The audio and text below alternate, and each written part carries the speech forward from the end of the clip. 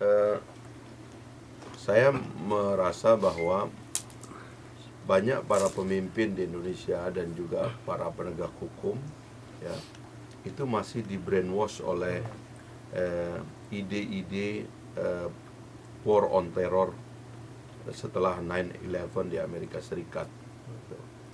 Sehingga cara memikirkan atau memandang Islam dan umat Islam itu juga sedikit banyak seperti cara memandang Islam yang yang berasal dari project Colin Powell dan George Bush, ya, pada masa itu, ya. Tiba-tiba kampanye ini masih dipakai, ya, dan bahkan masih menjadi keyakinan pejabat-pejabat kita, termasuk di dalam hal ini di Indonesia, gitu. Padahal cara memandang umat salah. Kalau war on terror itu kan datang dari residu perang Afghanistan. Ketika intelijen Amerika yang dipelihara dalam perang Afghanistan itu kan melakukan digarap, ya, lalu kemudian melakukan serangan balik kepada mereka, kan. Tetapi umat Islam di Indonesia itu adalah umat yang kuat, ya, yang telah lahir dengan karakternya sendiri, dengan citra sejarahnya sendiri, memiliki khazanah dan kekayaan sejarah yang luar biasa, yang tidak saja bisa menyelesaikan masalah keumatan dan kebangsaan di Indonesia, tapi juga bisa menyelesaikan banyak masalah keumatan dan kebangsaan di negara-negara lain. Harusnya kita itu tampil menjadi solusi dunia. Tapi oleh kelompok-kelompok yang mengimpor konflik dari sisa-sisa war on terror itu, malah umat diperlakukan seperti orang-orang yang salah paham di barat itu kepada tentang umat Islam, gitu. Jadi misalnya, ya, mereka tidak mengerti apa beda antara konsep agama dan negara yang di Indonesia diintegrasikan, gitu. Sehingga kalau ada orang ngomong agama, ya, Al-Maidah ayat 51 dianggap itu garis keras, ya. Padahal itu adalah domain dari kitab suci kita dan agama kita masing-masing. Dan semua agama melakukan itu. Semua agama punya penilaian terhadap agama lain. Tapi karena pakai frame pasca war on terror itu, akhirnya itu dianggap garis keras dan berpotensi menjadi kelompok intoleran dan berpotensi direkrut oleh ISIS, gitu. Jadilah ini proyek memburu orang-orang itu.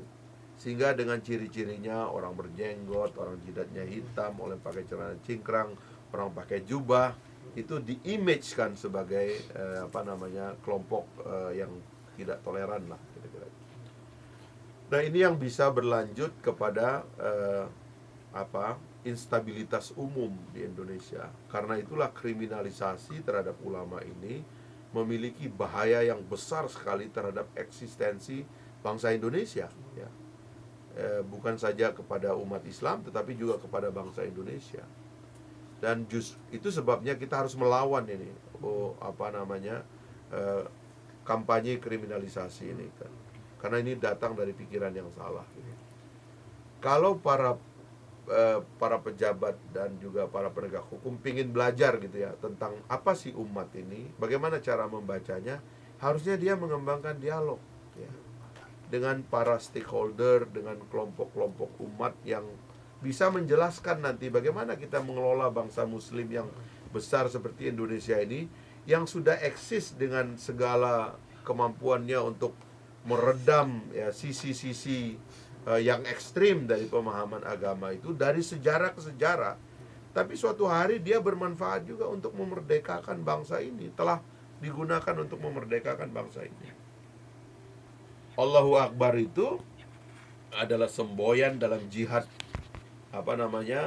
memperjuangkan dan mempertahankan kemerdekaan Indonesia. Para pejuang dan pemimpin-pemimpin nasional yang kemudian menjadi pahlawan nasional itu berjenggot, bersorban, ya kan?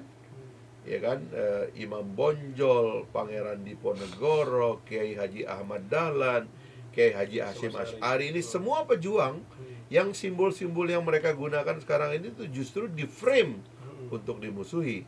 Sehingga orang kayak Ustadz Bakhtiar Nasir, Habib Rizik dan sebagainya itu seolah-olah adalah musuh negara dan kemungkinan ekstrim, intoleran dan mengganggu negara.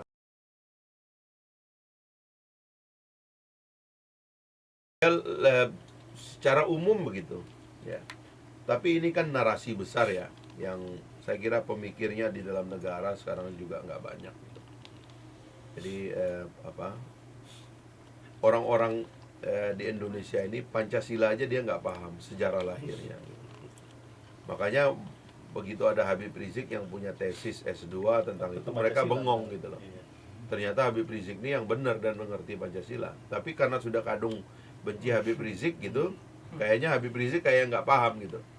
Padahal orang-orang itu nggak ngerti.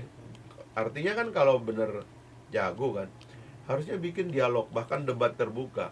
Siapa yang lebih ngerti nih Pancasila, antara Habib Rizik atau dengan yang melapor? Habib Ya Rizik kan? itu ilmiah kan? Habib Rizik tesisnya ilmiah, sudah jadi buku, ya kan? Yang ini apa pemahaman? Jangan-jangan dia nggak ngerti juga sejarahnya gitu. Artinya justru negara harus menciptakan dialektika supaya ada pencerahan. Oh, ini enggak dipakai sebagai alat kriminalisasi.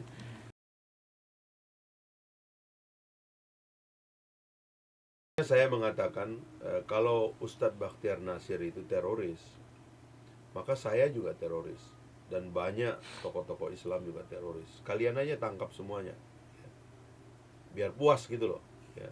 Biar kalau bisa semua orang Islam ini jadi teroris gitu. Ya, berdarah-darah lah kita ini, terbakar semuanya gitu.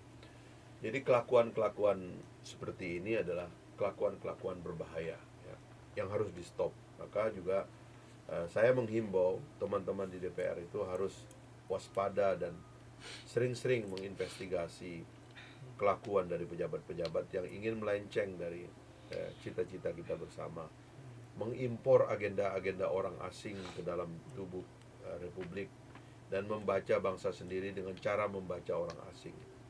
Saya kira ini adalah penyakit yang wabah ya di banyak penegak hukum. Mari kita ruqyah bersama-sama supaya sembuh, ya. Saya kira itu cara kita menyembuhkan mereka. Kita doakan mereka, kita bacakan mereka ayat kursi supaya setannya hilang begitu ya. Dan mudah-mudahan mereka kembali menjadi seorang muslim yang menggunakan hatinya secara jujur. Saya kira itu.